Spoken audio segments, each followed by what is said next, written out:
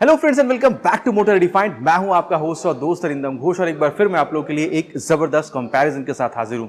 जी हां दोस्तों, बजाज के शोरूम में मिलने वाली दो 250 सीसी बाइक को कंपेयर करेंगे। 2024 बजाज डोमिनार 250 जिसको कंपेयर करेंगे आज with its very own sibling that is 2024 Bajaj Pulsar N250। अब भले ही दोनों आप लोगों को 250 सीसी की दिख रही हो, लेकिन N250 में आप लोगों को ऑयल कूलिंग मिलेगी 5 स्पीड गियर बॉक्स के साथ, और यहाँ डोमिनार में आप लोगों को 6 स्पीड गियर बॉक्स मिलेगा लिक्विड कूल के साथ। और प्राइस में भी आप लोगों को काफी हद तक यहाँ पर जो डिफरेंस है वो देखने में मिल जाएगी। तो कॉमन सी डाउट बनी हुई है कि यहां पर हम लोग डोमिनार खरीदे या फिर N250। तो यही जो डाउट है आज मैं आप लोगों की क्लियर करूंगा, बताऊंगा दोनों ही बाइक में आप लोगों को चीजें यहां पर मिलेगी क्या और आप लोगों के लिए खरीदना कौन सा सही हो सकता है, और साथ ही यहां पर जो फीचर स्पेसिफिकेशन प्राइस माइलेज है उसके बारे में भी आज मैं आप लोगों को यहां पर कंप्लीटली बताऊंगा। आगे बढ़ने से पहले very special thanks to SS Bajaj Krishnanagar for providing me these bikes, ताकि मैं आप लोगों तक कंपैरिजन पहुंचा सकूं। वेस्ट बंगाल के कृष्णनगर या आसपास के एरिया में अगर आप रहते हैं, कोई भी आप यहां पर बजाज या केटीएम की प्रोडक्ट खरीदना चाहते हैं, शोरूम को कांटेक्ट बिल्कुल कर सकते हैं। डिटेल्स ऑलरेडी आप लोगों ने अपने स्क्रीन पर देख लिया। तो चलिए दोस्तों शुरू करते हैं। दोस्तों यहां पर कंपैरिजन की शुरुआत करते हैं। सबसे पहले जो कलर है उसके बारे में बात करते हैं। स्टार्ट करते हैं विद N250। यहाँ पर आप लोगों को व्हाइट के साथ जो रेड एंड ब्लैक कलर है वो मिलेगी। डोमिनार 250 में सिट्रस रश कलर के साथ आप लोगों को यहाँ पर जो रेड एंड आप कह सकते हैं ब्लैक कलर वो आप लोगों को मिल जाएगी। प्राइस अगर आप लोग देख रहे हैं N250 आप लोगों को 1,86,000 के आसपास ऑन रोड कॉस्ट करेगी, और डोमिनार 250 आप लोग को अप्रॉक्सीमेटली 2,20,000 से 2,25,000 के बीच में आप लोग को ऑन रोड कॉस्ट करेगी। तो 30,000 तक का, मतलब 30 से 35,000 तक का आप कह सकते हैं कि दोनों ही बाइक में आप लोगों को जो प्राइस गैप है वो देखने को मिल सकते हैं। बाकी ये जो प्राइस मैंने आपको बताई है अकॉर्डिंग टू वेस्ट बंगाल कृष्णनगर मेरे एरिया के हिसाब से आपको बताया है। अब आपकी एरिया में थोड़ी सी ऊपर नीचे हो सकती है depending upon insurance and RTO charges. तो अगर आपको आपके एरिया की प्राइस जाननी है नीचे प्लीज कमेंट पर लिखकर बताइएगा, मैं कोशिश करूंगा आप लोगों को यहाँ पर प्राइस के साथ रिप्लाई करने की। और चलिए अब आगे बढ़ते हैं, समझने की कोशिश करते हैं कि यहाँ पर आप लोग को दोनों में ही चीजें मिल क्या रही है और कौन अपनी प्राइस को यहाँ पर ज्यादा जस्टिफाई कर रही है। स्टार्ट करते हैं विद N250। और सबसे पहले यहाँ पर की के बारे में आप लोगों को बता दूं, दोनों ही बाइकों में आप लोगों को यहाँ पर ये जो वेव की है बिल्कुल मिलेगा। बाकी डोमिनार में भी ये चीज़ देख लीजिए। तो यहाँ पर आप लोगों को जो चेंज है वो यहाँ पर समझ में नहीं आएगी। चेंज आपको समझ में कहाँ आएगा, जब आप दोनों की हेडलैम्प को यहाँ पर देखेंगे। दोनों में आप लोगों को एलईडी बिल्कुल मिलेगी, लेकिन यहाँ पर N250 में ये जो प्रोजेक्टर सेटअप है ये आप लोगों को मिल रहा है। एक बार की मैं आप लोग को ऑन करके बताऊँ। जैसे आप की ऑन कर रहे हैं ये DRL आप लोग को जलता हुआ दिख रहा है, और जैसे आप इग्निशन को ऑन कर रहे हैं वैसे आप लोग यहाँ पर जो प्रोजेक्टर हेडलैम्प का सेटअप है इसको आप ऑपरेट कर पाएंगे। और इसको ऑपरेट करने के लिए high beam low beam pass light का स्विच मिल जाएगा आपको। ये high beam low beam and then ये पास लाइट, इसको आप बंद करते हैं। और टर्न सिग्नल अगर आप लोग देख रहे हैं दोनों ही बाइकों में सेम आप लोगों को ये जो सेमी फ्लेक्सिबल आप कह सकते हैं एलईडी टर्न इंडिकेटर ये आप लोगों को बिल्कुल मिल जाएगा। अब देखिए, अब इसके पहले मैं आप लोगों को डोमिनार एक बार बता दूं। जैसे आप डोमिनार में ऑन कर रहे हैं तो कुछ इस तरीके से ये जो एलईडी आप कह सकते हैं सेटअप है आपको जलता हुआ दिखेगा, और कंप्लीट इल्यूमिनेशन अगर आप लोग देख रहे हैं तो कुछ इस तरीके से आप लोग को जलती हुई दिखेगी। अब देखिए दोस्तों, बात यह है कि दोनों में आप लोगों को एलईडी मिल रही है, और देखा जाए तो यहाँ पर डोमिनार 250 की जो रोशनी है वो भी काफ़ी बेहतरीन है। लेकिन अगर मैं आपको अपना एक्सपीरियंस बताऊँ तो N250 में आप लोग को यहाँ पर जो प्रोजेक्टर लाइट मिल रही है इसकी जो थ्रो है ना रात में आपको और मतलब बेहतरीन मिलता है। और अगर रास्ता पूरी तरीके से अंधेरा भी है फिर भी ये रोशन बहुत बेहतरीन करती है, राइड को ईजी बना देती है बिकॉज ऑफ द लाइट। अब देखिए, मैं इतना कह सकता हूं कि प्रोजेक्टर में डेफिनेटली एक एडवांटेज N250 को मिल रहा है। बाकी दोनों में से किसी बाइक को अगर आपने ऑन किया, आपका एक्सपीरियंस है विद द लाइट, नीचे कमेंट में लिखकर बताना प्लीज नहीं भूलिएगा। और वहीं अगर आप लोग सस्पेंशन देख रहे हैं, दोनों में आप लोग को यहाँ पर ये 37mm की जो USD फोक है ये आप लोगों को यहाँ पर देखने में मिल जाएगा। यहाँ पर सिल्वर कलर और वहाँ पर शैम्पेन गोल्ड कलर के साथ N250 में आ रही है। साथ ही वहाँ पर वो जो आप कह सकते हैं रिफ्लेक्टर है वो आप लोग को मिलेगा, जो यहाँ पर डोमिनार 250 में आपको नहीं मिल रही है। बाकी अगर आप लोग यहाँ पर ये मडगार्ड वगैरह देख रहे हैं, दोनों में आप लोगों को काफ़ी तगड़ी वाली फाइबर के साथ मिल रही है, तो यहाँ पर भी कोई चेंज नहीं है। बाकी अगर आप लोग सेफ्टी देखते हैं तो दोनों ही आप लोग को डुअल चैनल ABS का सेटअप जो है वो देखने में मिल जाएगा, लेकिन N250 में ABS मोड आप लोगों को एक्स्ट्रा मिल रही है एज फीचर, तो ये एक एडवांटेज N250 के पास है। साथ ही दोनों में आप लोगों को जो सिपर क्लच है वो आप लोग को मिल जाएगा। देन यहाँ पर एक और चीज़ N250 में एक्स्ट्रा मिलेगी वो है ट्रैक्शन कंट्रोल सिस्टम। लेकिन हाँ, अब सेफ्टी में जब बात हो रही है तो यहाँ पर मैं आप लोगों को डिस्क साइज के बारे में बता दूं। यहाँ पर डोमिनार 250 में आप देख सकते हैं राइट मतलब लेफ्ट साइड में इसको माउंट करा गया है। बाकी यहाँ पर आप लोगों को बाइब्रिक कैलिपर के साथ 300mm की नॉर्मल जो डिस्क है ये आप लोगों को मिल जाएगी। बाकी ABS की रिंग तो आप यहाँ पर देख ही पा रहे हैं। लेकिन जब आप यहाँ पर आ रहे हैं N250 में, यहाँ पर इसको राइट माउंट किया गया, वहाँ पर वो लेफ्ट माउंटेड थी। यहाँ पर भी सेम 300mm की आप लोग को जो डिस्क है वो मिलेगी। यहाँ पर आप लोग ग्रिमिका के कैलिपर के साथ मिल रही है, लेकिन यहाँ पर ये पेटल डिजाइन के साथ आ रही है। अब पेटल डिजाइन से एडवांटेज ये है कि अगर आप लोग ब्रेक कर रहे होते हैं तो यहाँ पर हीट जनरेट होती है, और ये जो पेटल डिजाइन है ये हीट को बाहर फेंक के आप कह सकते हैं ब्रेकिंग को और तगड़ी बनाने में ये बिल्कुल हेल्प करती है। तो ये एक चीज़ यहाँ पर आप लोगों को, भले ही 300 mm की दोनों में डिस्क मिल रही है, लेकिन ये एक फीचर आप लोगों को यहाँ पर थोड़ी सी बेहतर देखने को मिल जाएगी। तो ये एक बात हो गया। देन अगर मैं आप लोगों को यहाँ पर इंजन के बारे में बताऊँ तो स्टार्ट करते हैं विद N250।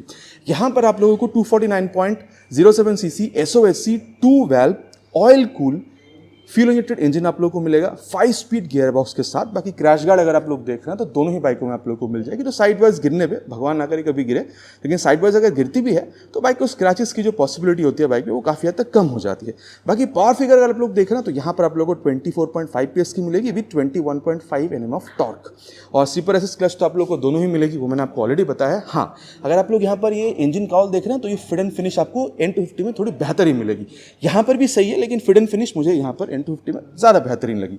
बाकी अगर आप लोग यहाँ पर इंजन देख रहे हैं, मतलब करीबन सीसी सेम ही है, 248.7 सीसी, लेकिन यहाँ पर SOHC थी, यहाँ पर आपको DOH से मिलेगा, यहाँ पर 2 वाल्व था, यहाँ पर आपको 4 वाल्व मिलेगा, और यहाँ पर ऑयल कूलिंग के सेटअप आपको मिल रही थी। यहाँ पर आप लोग को कूलेंट, और आप देख सकते हैं लिक्विड कूलिंग के लिए रेडिएटर आप लोग को यहाँ पर मिल रही है। और यहाँ पर पावर फिगर्स भी काफ़ी ज़्यादा ही आपको मिल रहा है। 27 PS की मैक्स पावर और 23.5 Nm तक की जो मैक्स टॉर्क है वो आप लोग को यहाँ पर मिलेगी। बाकी दोस्तों ABS मोड और जो ट्रैक्शन कंट्रोल सिस्टम है वो यहाँ पर आपको देखने में नहीं मिलेगी। एंड देन अगर मैं आप लोग को यहाँ पर ये फुट रेस्ट या फिर यहाँ पर ब्रेक लीवर की क्वालिटी वगैरह बताऊँ तो दोनों में थोड़ी सी डिफरेंट है, लेकिन दोनों में आपको काफ़ी अच्छी ही देखने में मिलेगी। बाकी एक और चीज़ दोनों में जो आपको कॉमन मिलेगा वो ये है कि दोनों में ही आप लोगों को डुअल बैरल जो एग्जॉस्ट है वो आप लोगों को मिल रहा है। तो सबसे पहले आवाज़ मैं आप लोगों को यहाँ पर N250 की सुना देता हूँ।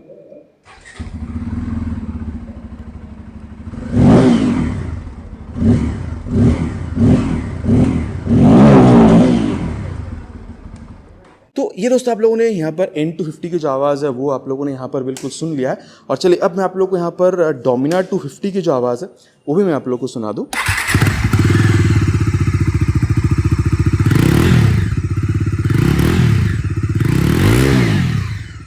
तो दोस्तों आप लोगों ने आवाज़ यहाँ पर डोमिनार 250 की भी सुन लिया। बाकी आप लोगों का क्या कहना है, कौन सी आपको बेहतरीन लगी, नीचे कमेंट पर लिखकर बताना प्लीज़ नहीं भूलेगा, इट्स माई रिक्वेस्ट। बाकी एक और चीज़ मैं आपको बताना चाहूँगा, अगर आप लोग यहाँ पर डोमिनार 250 में देख रहे हैं, ये जो पेरीमीटर फ्रेम है ना, ये आप लोगों को यहाँ पर मिलेगी, जो आप कह सकते हैं कि कॉर्नरिंग या फिर ओवरऑल हैंडलिंग की जो एक्सपीरियंस है उसमें वो कॉन्फिडेंस और ज़्यादा जोड़ देती है।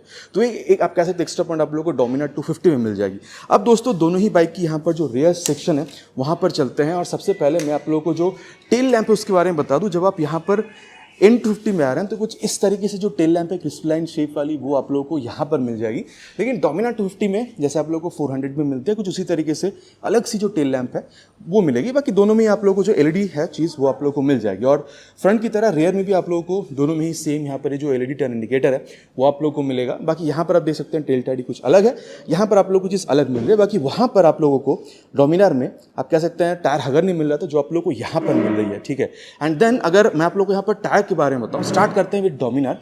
यहाँ पर 130/70 सेक्शन की जो टायर है वो आप लोग को यहाँ पर मिल रही है with 17 inches of alloy wheel. लेकिन यहाँ पर N250 में 10 mm बड़ी है, 140 सेक्शन की टायर आप लोग को मिल रही है with 17 inches of alloy wheel.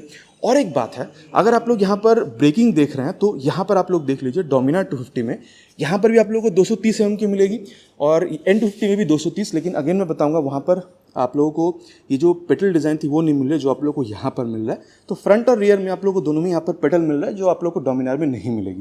Then एक और बात है, यहाँ पर आप लोगों को ये एडजस्टेबल मोनोशॉक तो मिल रहा है, लेकिन जब आप यहाँ पर आ रहे हैं सेम यहाँ पर भी मोनोशॉक है एडजस्टेबल, लेकिन यहाँ पर ये नाइट्रॉक्स वाली चीज़ है। तो आप कह सकते हैं यहाँ पर ये थोड़ी सी बेहतर आप लोगों को जो आप कह सकते हैं जो मतलब कंफर्टेबल नेचर है वो आप लोगों को यहाँ पर ये डोमिनार 250 थोड़ा बेहतर प्रोवाइड करेगी सस्पेंशन के हिसाब से। देन अगर आप लोग यहाँ पर लेफ्ट पोर्शन पर आ रहे हैं तो N250 में आप देख सकते हैं साड़ी गार्ड आप लोगों को मिल रहा है। देन वो बॉक्स सेक्शन स्विंग आर्म आप लोगों को मिलेगा। यहाँ पर भी आप देख सकते हैं कुछ उसी तरीके से जो साड़ी गार्ड है वो आप लोगों को मिल रहा है, बॉक्स सेक्शन स्विंग आर्म यहाँ पर भी है। यहाँ पर डोमिनार में मेन स्टैंड नहीं है जो आप लोगों को N250 में मिलेगी, बाकी साइड स्टैंड तो आप लोगों को यहाँ पर दोनों में देखने को मिल रहा है। बाकी एक चीज़ है दोस्तों, वहाँ पर आप लोगों को 5 स्पीड गियर बॉक्स मिल रहा था, यहाँ पर आप लोगों को लिक्विड कूल सेटअप के साथ 6 स्पीड गियर बॉक्स मिल रहा है, जो कि काफ़ी लोग मतलब ज़्यादा पसंद करते हैं ये जो सेटअप है इसको, मतलब 6 स्पीड गियर बॉक्स के साथ लिक्विड कूल इंजन। तो एक चीज़ यहाँ पर आप लोगों को ये बेहतरीन देखने में मिल रही है। देन जो मैं आप लोगों को बताना चाहूँगा वो है अबाउट द सीट हाइट। यहाँ पर अगर आप लोग देख रहे हैं तो दोनों में ही करीबन आप लोगों को 8 सौ तक की जो सीट हाइट है विद दिस स्प्लिट नेचर, और यहाँ पर डोमिनार की जो लोगो है वो आप लोगों को यहाँ पर मिल रहा है, और यहाँ पर आप लोग को जो पल्सर की लोगो है वो देखने में मिल जाएगी। बाकी अगर आप लोग कुशनिंग वगैरह देख रहे हैं तो दोनों में ऐसा बहुत ज़्यादा कोई डिफरेंस आपको नहीं मिलेगा। लेकिन एक बात है, दोनों में ही अगर आप लोग की हाइट अराउंड 5'3" तक की है तो मैनेज करने में बहुत ज़्यादा प्रॉब्लम होगी, ऐसा मेरा मानना नहीं है। एंड देन अगर आप लोग देख रहे हैं तो दोनों में ही ये आप कह सकते हैं पिलियन को पकड़ के बैठने के लिए जो ग्रैब हैंडल है वो काफ़ी सही दी गई है। और अगर आप लोग डोमिनार 250 में देख रहे हैं तो ये जो आप देख पा रहे हैं चीज़ें निकली हुई है, ये सपोर्ट करेगी अगर आप लोग कुछ यहाँ पर सामान वगैरह लादना चाह रहे हैं, वो जो बैग वगैरह होती है अगर आप लोग वो यहाँ पर लादना चाह रहे हैं तो मतलब टूरिंग फोकस बाइक है तो टूरिंग को सपोर्ट करने के लिए चीज़ें यहाँ पर दी गई है। लेकिन यहाँ पर नेकेड बाइक है तो ज़्यादा स्ट्रीट मतलब सेंस में फोकस किया गया, तो वो चीज़ यहाँ पर आपको नहीं मिलेगी। लेकिन हाँ, अगर आप लोग यहाँ पर आफ्टर मार्केट जा रहे हैं तो यहाँ पर भी चीज़ें आप लोग लगवा सकते हैं, लेकिन ये चीज़ आपको डोमिनार में पहले से देखने में मिला, तो ये एक प्लस पॉइंट है।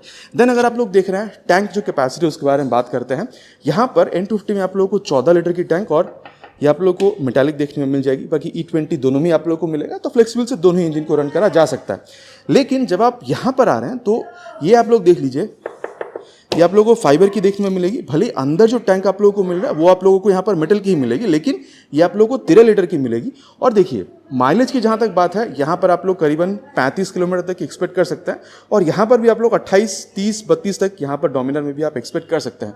अगेन मैं कहूँगा अगर आप लोग दोनों में से किसी बाइक को ओन कर चुके हैं तो आपका क्या एक्सपीरियंस है विद द माइलेज, प्लीज़ नीचे कमेंट पर लिखकर बताना नहीं भूलेगा, इट्स माई रिक्वेस्ट। देन अगर आप लोग यहाँ पर जो ग्राउंड क्लियरेंस है वो देखते हैं। अब देखिए डोमिनार अगर आप लोग देख रहे हैं तो 157 mm की आप लोग को मिलेगी, लेकिन यहाँ पर अगर मैं आपको बताऊँ तो N250 थोड़ी सी बेहतर आपको महसूस होगी क्योंकि 165 mm की है। बाकी देखिए जितना ग्राउंड क्लियरेंस बेहतर मिलता है ना, आपको ज़्यादा मिलता है, तो वो नीचे टच करने वाली बात वो सारी चीज़ें होती नहीं है, तो यहाँ पर N250 आपको थोड़ी सी बेहतरी महसूस होगा। एंड देन वेट अगर आप लोग देख रहे हैं तो भाई यहाँ पर तो बहुत ज़्यादा आप लोगों को फर्क समझ में आएगी। N250 आप लोगों को अराउंड 164 किलोग्राम की आपको मिलेगी, और वहीं अगर आप लोग डोमिनार देख रहे हैं 180 किलोग्राम की आपको मिलेगी। तो डेफिनेटली N250 जो है आप लोगों को 16 किलोग्राम यहाँ पर हल्की देखने में मिल रही है, तो वेट में डेफिनेटली यहाँ पर N250 थोड़ी सी कम है, और वेट अगर कम होती है तो चलाने में थोड़ी सी ईजी होती है। लेकिन हाँ एक बात है, क्योंकि मतलब डोमिनार 250 को क्रूज के लिए ज़्यादा फोकस किया गया, मतलब आप कह सकते हैं हाईवेज के लिए ज़्यादा फोकस करी गई है, तो हाईवे पे जब आप चलाते हैं ना बाइक में थोड़ी सी वेट होना ज़रूरी है, ताकि वो जो फील है मतलब एक क्रूज वाली फील, वो जो एक स्टेबिलिटी वाली फील है वो आपको बेहतरीन मिले। तो उस सेंस से अगर आप लोग देख रहे हैं तो 180 kg जो वेट है वो भी सही है, लेकिन अगर कम होती है तो एक्सेलरेशन में बेहतर होती है। तो प्लस माइनस दोनों है, अब आपको डिसाइड करना है कि कौन सा क्राइटेरिया आपको ज़्यादा पसंद है, उस हिसाब से आप लोग को बाइक खरीदनी होगी। देन एक और चीज़ मैं आप लोगों को बताना चाहूँगा जो है इन दोनों ही बाइक की यहाँ पर मीटर कंसोल। देखिए यहाँ पर थोड़ी सी एडवांस्ड है क्योंकि turn button navigation, call SMS alert वगैरह ये सारी चीज़ें आप लोगों को मिल रही है। एक बार अगर मैं ऑफ करके आप लोगों को ऑन करके बताऊँ तो आप देख सकते हैं पूरा एक बार यहाँ पर स्वाइप भरती है।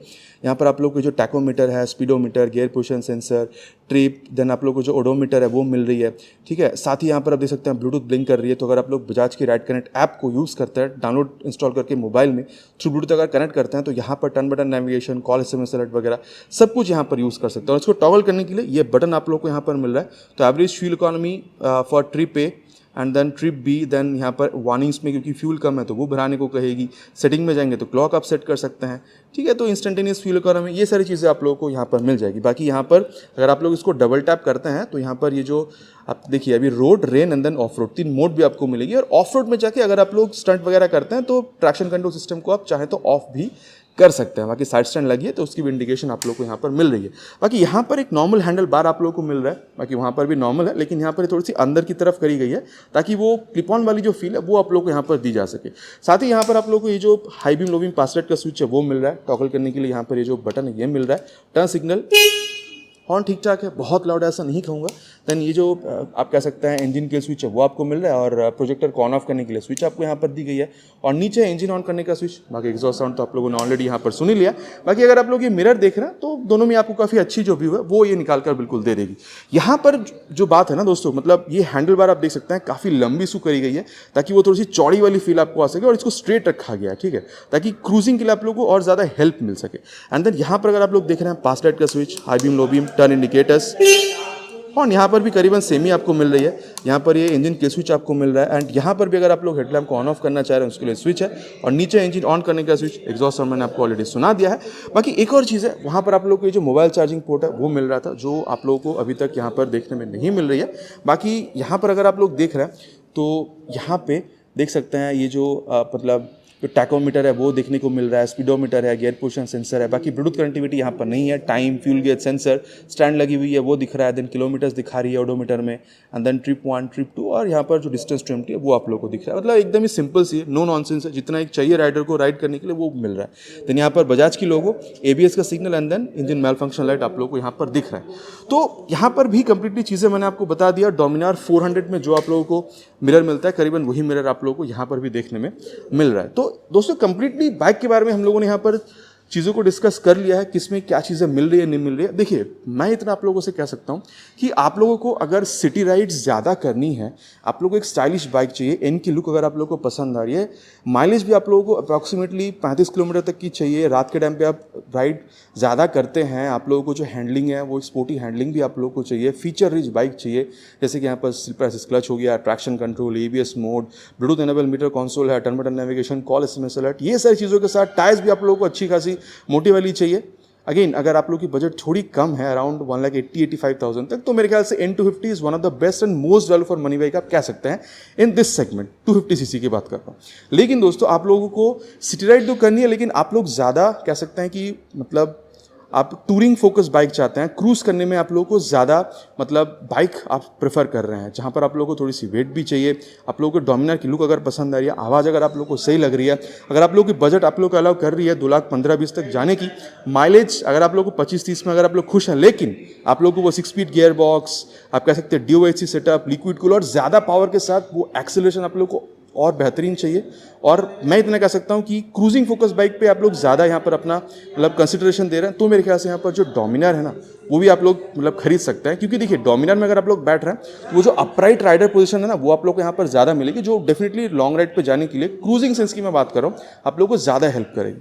तो इन सारी चीज़ों के लिए मैं इतना समझता हूँ कि 30-35 हज़ार रुपये अगर आप लोग ज़्यादा भी खर्चा कर रहे हैं, मेरे ख्याल से Dominar 250 is also a good option, not the best definitely, लेकिन is also one of the good option आप लोगों को यहाँ पर देखने में मिल रही है डोमिनार 250 के हिसाब से। तो दोस्तों दोनों ही बाइक के बारे में हम लोगों ने बात कर लिया है। बाकी आप लोगों का क्या कहना है, यहाँ पर N250 सही रहेगा आप लोगों के लिए या फिर डोमिनार 250, ये आप लोग नीचे कमेंट में लिखकर बताना प्लीज़ नहीं भूलिएगा। आशा करता हूँ वीडियो आप लोगों को पसंद आई होगी। आपको पता है पसंद आया तो क्या करना है, भाई को मोटिवेट करने के लिए वीडियो में एक लाइक और चैनल पर अगर आप नए हैं तो सब्सक्राइब करके बेल बटन को ऑल करना प्लीज़ नहीं भूलिएगा। It's my request. बहुत जल्द मिलेंगे दोस्तों इसी तरीके की एक नया वीडियो में एक नए बाइक स्कूटर के साथ। Till then ride safe and Jai Hind.